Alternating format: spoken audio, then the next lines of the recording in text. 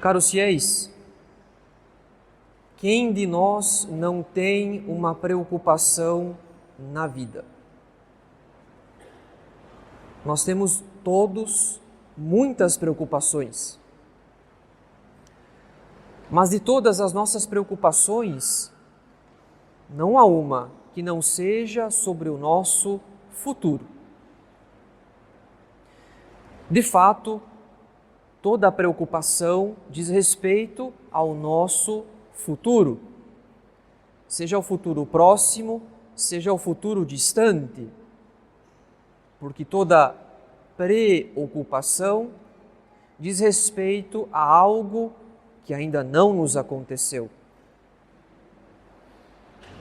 Nossas preocupações dizem respeito à vida afetiva, à vida profissional, dizem respeito aos filhos, aos pais, dizem respeito à saúde, ao trabalho, à vida.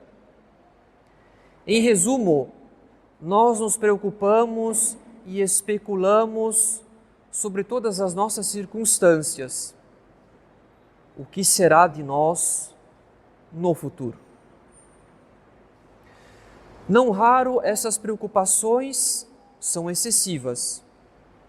Não raro essas preocupações consomem nossa paz e mesmo nossas energias físicas. A Igreja, nossa mãe e mestra, deu-nos uma resposta satisfatória na última quarta-feira. A Igreja respondeu satisfatoriamente às nossas preocupações e especulações excessivas sobre o nosso futuro. Ela impôs cinzas sobre a nossa fronte, sobre a nossa testa, ao mesmo tempo em que nos dizia: memento homo, quia pulvis es, et in pulvere reverteris. Lembra, homem, que és pó, e ao pó retornarás. Aquelas cinzas, caros fiéis, são como que uma antecipação do que nós seremos. Nós somos tocados por aquilo mesmo que seremos num futuro que pertence a Deus, mas que é certo e que a cada dia está mais próximo. Nós seremos pó. Tudo o que somos em nosso corpo será reduzido a pó. Diante desse pó, todas as nossas preocupações e especulações excessivas sobre o nosso futuro adquirem outro sentido. Por quê? Se seremos pó, tem razão a Sagrada Escritura em dizer: vaidade das vaidades, tudo é vaidade. O verdadeiro valor, o verdadeiro peso das coisas, portanto, consiste no quanto essas coisas podem nos ajudar, em certo sentido, a vencer esse pó, a superar esse pó como instrumentos, como meios para servir e amar a Deus nessa vida, a fim de possuí-lo na outra. As coisas valem na medida em que são instrumentos para o serviço de Deus. É o que diz Santo Inácio em seus exercícios espirituais. O homem é criado para louvar, prestar reverência e servir a Deus nosso Senhor, e mediante isto salvar a sua alma.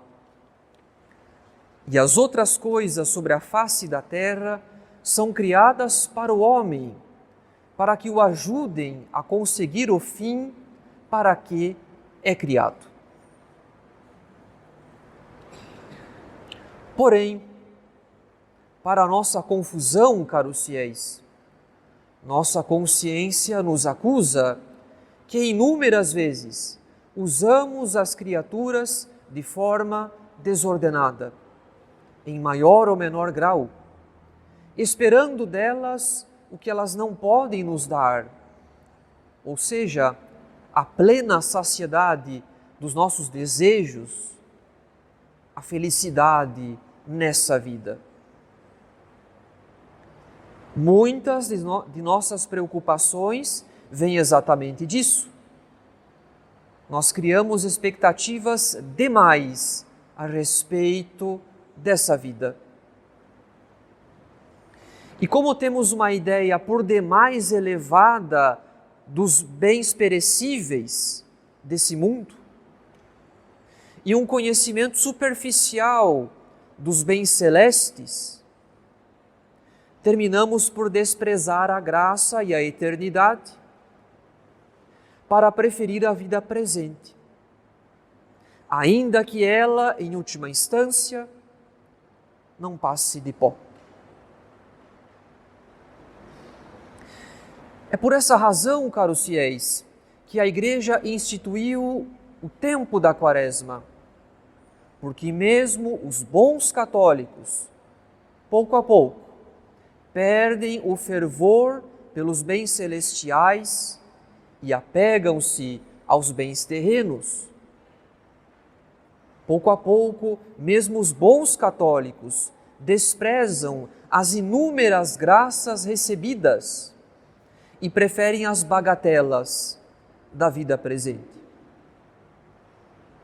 São Leão Magno ensina que, se não conseguimos manter em todos os dias santos do ano a mesma devoção e reverência com a qual convém nos apresentarmos para a Páscoa, a Igreja nos provê estes 40 dias de jejum e penitência a fim de repararmos a pureza do espírito perdida ao longo do ano pelas faltas pessoais.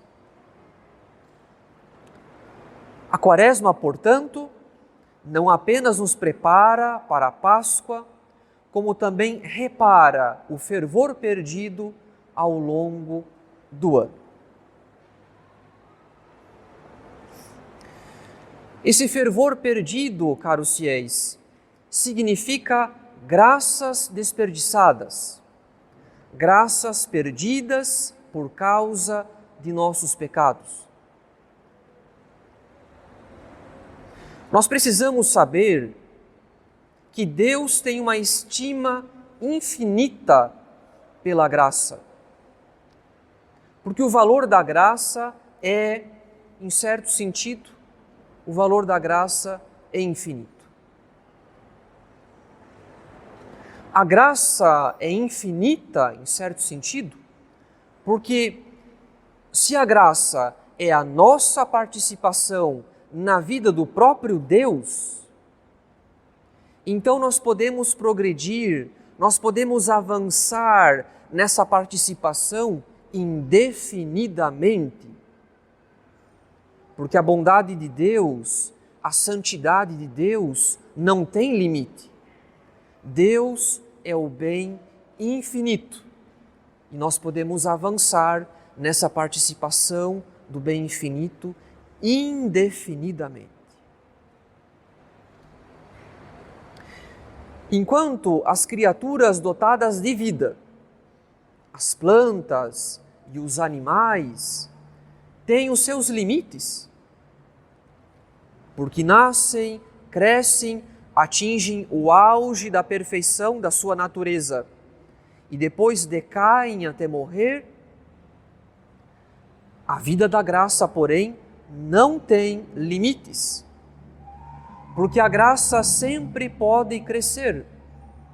Nós sempre podemos participar um pouco mais e um pouco mais da vida infinita de Deus. Isso significa que quanto mais crescemos em graça, mais a graça pede crescimento. Ou seja, todo o aumento da graça nos torna aptos e nos prepara a um novo aumento da graça. A graça pede a graça.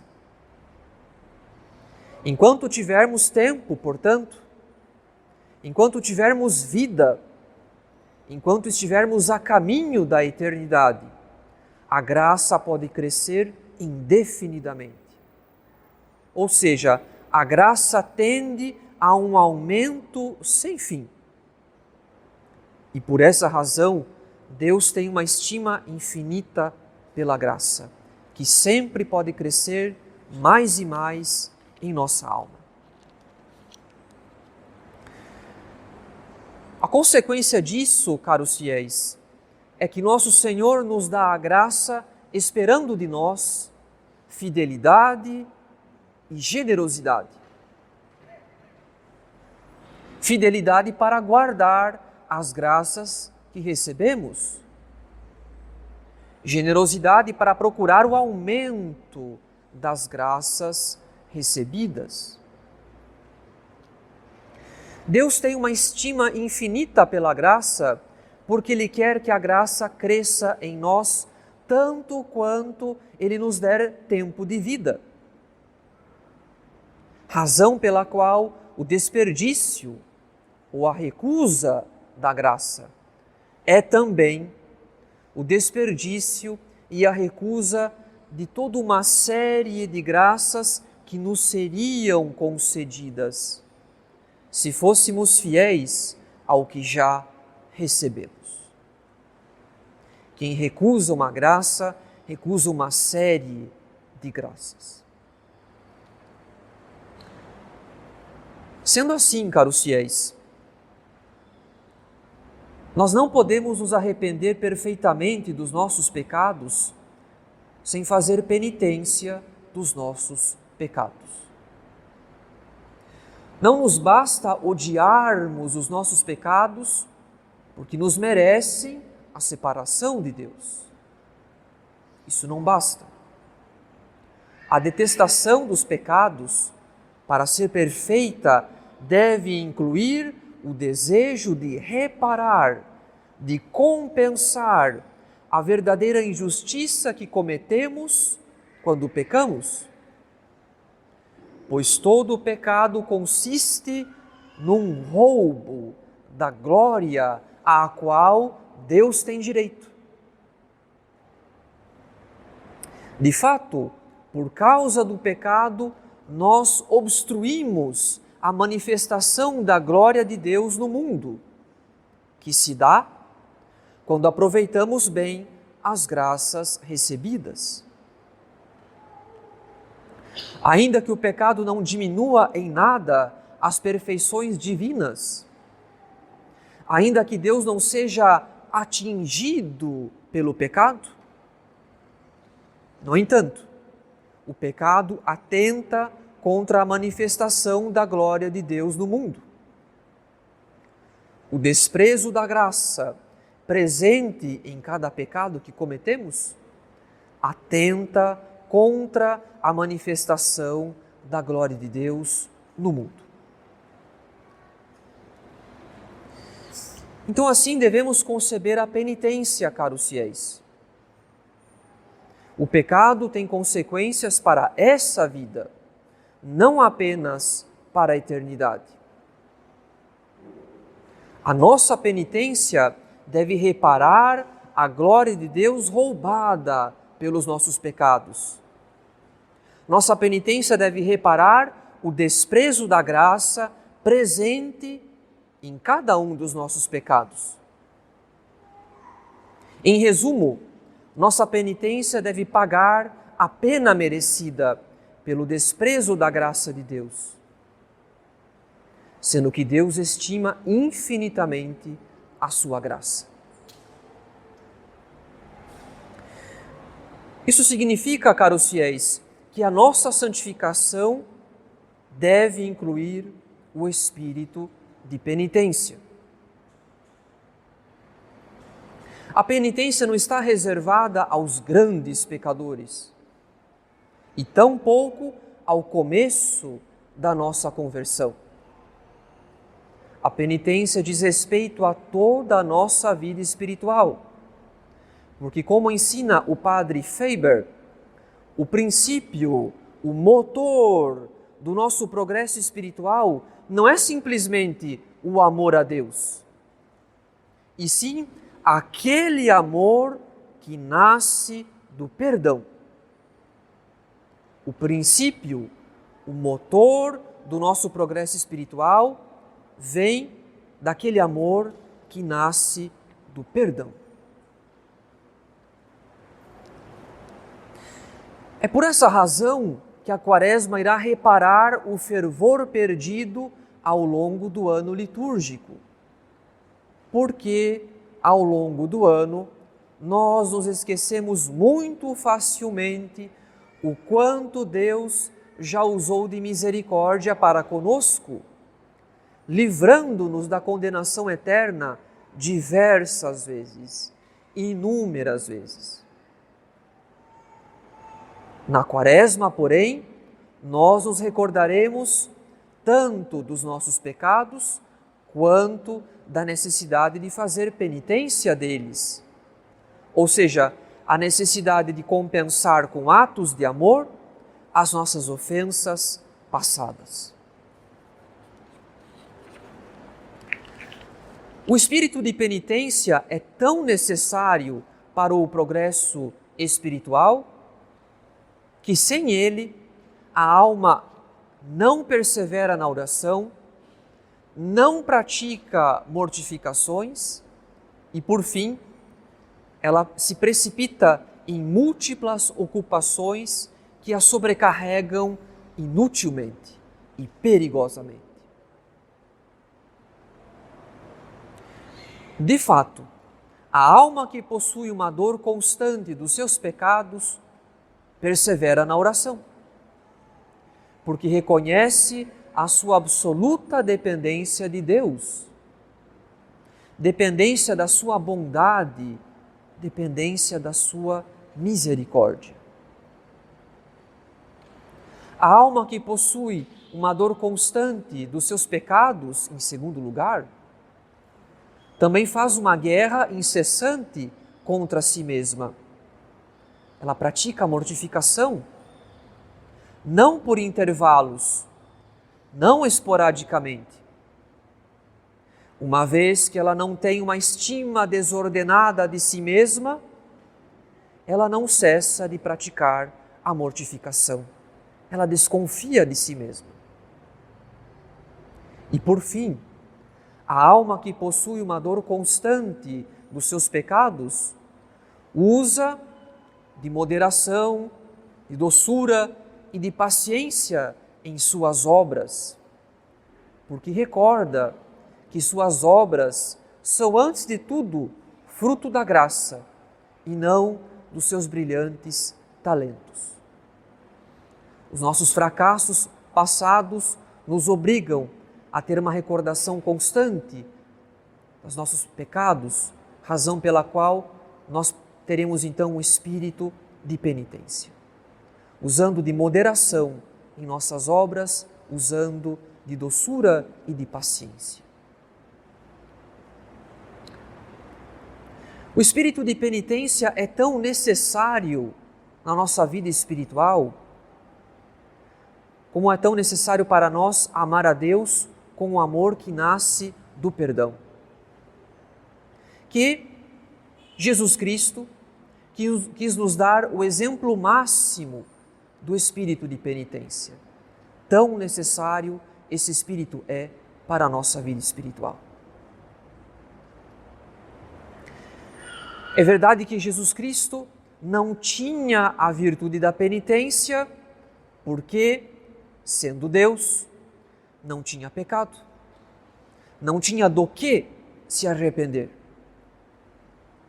Mas é verdade também que Ele assumiu o castigo das nossas faltas em nosso lugar e por isso viveu uma vida repleta de sofrimentos, como diz o profeta Isaías, que o chama de homem das dores, experimentado nos sofrimentos. Assim como o autor do Imitação de Cristo diz: nem Jesus Cristo, Senhor nosso, esteve uma hora em toda a sua vida sem dor e sofrimento. Mas a dor de Jesus Cristo, caros fiéis, não era uma dor amargurada, melancólica, inquieta ou impaciente, própria de quem é vencido pela dor, vencido pela impaciência. Porque, diz o profeta Isaías a respeito de nosso Senhor, eis que a minha amargura tão amarga está em paz.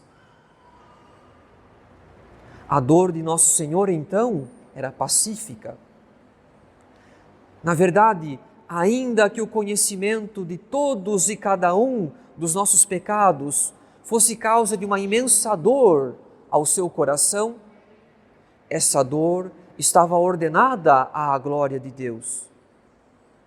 Nosso Senhor transformava aquela dor em amor e por isso sua alma se conservava em verdadeira e profunda paz. À luz da dor de Nosso Senhor, nós podemos compreender melhor o que seria o espírito de penitência. Afinal de contas, caros fiéis, o espírito de penitência consiste na recordação contínua de que somos pecadores. Mas isso sem trazer sempre à memória certos pecados do passado, o que nos faria muito mal. Não é necessário e tampouco conveniente recordar concretamente de certos pecados do passado. Por outro lado, não podemos nunca nos esquecer que nós somos perdoados, que nós éramos inimigos de Deus e assim teríamos permanecido se não fôssemos visitados pelo amor gratuito, pelo amor misericordioso de Deus. Então, eis o que deve nos mover à penitência, caros fiéis. A recordação da nossa condição de pecadores, de inimigos de Deus, se não fosse o amor gratuito de Deus visitar a nossa vida, se não fosse o amor misericordioso de Deus visitar a nossa vida. Isso deve nos mover à penitência, porque Deus não nos tirou do pecado para sermos medíocres, mas para sermos, como diz São Paulo, santos, imaculados, irrepreensíveis aos olhos do Pai. O espírito de penitência nos move, então, a procurar com diligência a nossa purificação, a pedir de novo e de novo perdão dos nossos pecados. Não porque tememos que Deus não nos tenha perdoado, mas porque sabemos o quanto o pecado cria raízes fundas em nossa alma. Como diz aquele versículo do Salmo que ouvimos durante a aspersão da água benta: lavai-me ainda mais da minha iniquidade, e do meu pecado purificai-me.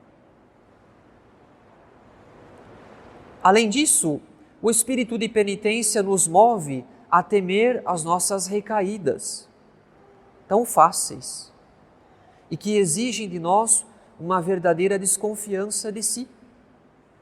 Desconfiança que desaparecerá se não houver hábitos de penitência. Nós perderemos a desconfiança de nós mesmos se não tivermos hábitos de penitência. Em seguida, o espírito de penitência produz em nós um ódio crescente ao pecado, uma participação àquela mesma dor que Jesus Cristo teve ao longo da vida, especialmente em sua agonia no Horto das Oliveiras.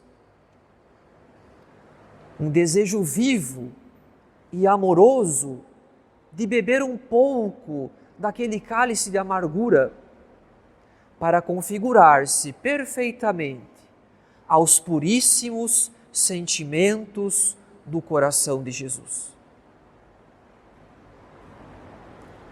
Esse ódio ao pecado, tão presente na penitência dos santos, muitas vezes parece loucura aos nossos olhos, porque percebemos que os santos procuram fazer mais penitência do que os pecadores. Porém, na verdade, os santos fazem penitência sobretudo para se configurarem aos puríssimos sentimentos do coração de Jesus. Os santos têm um desejo vivo e amoroso de beber um pouco daquele cálice de amargura de Jesus Cristo, para se configurarem mais perfeitamente aos puríssimos sentimentos do coração de Jesus. E por fim, o espírito de penitência cria uma profunda delicadeza de consciência a respeito do pecado. Como o amor próprio não encontra onde repousar em uma alma que tem o hábito de penitência, como o amor próprio não tem onde se instalar em uma alma que tem o hábito da penitência, nós passamos a perceber com maior clareza o que há de imperfeito, de indigno e de pouco honroso em nossas ações. Ou seja, nós adquirimos a delicadeza de consciência, o que é muito diferente do escrúpulo. Somente as almas que possuem esse espírito de penitência atingem a delicadeza de consciência, porque elas combatem a cada instante o nosso amor próprio desordenado, que sempre procura onde se instalar em nossas ações.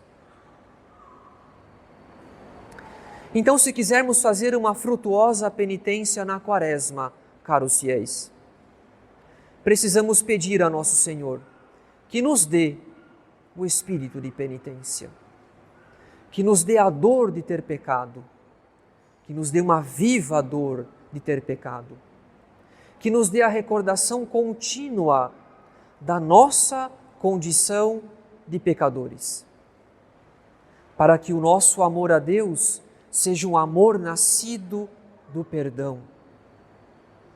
E por isso mesmo, um amor que tem pressa em responder tamanha misericórdia, tamanho amor que Deus teve para conosco, perdoando os nossos pecados. Que o espírito de penitência seja o coração das nossas resoluções de Quaresma, que ele nos motive a sermos fiéis às nossas resoluções e generosos em nossa penitência, sem medo de fazer penitência, para estimarmos a graça como Deus a estima e recuperarmos o fervor perdido, aquele fervor que nós costumamos perder ao longo do ano. Em nome do Pai, e do Filho, e do Espírito Santo. Amém.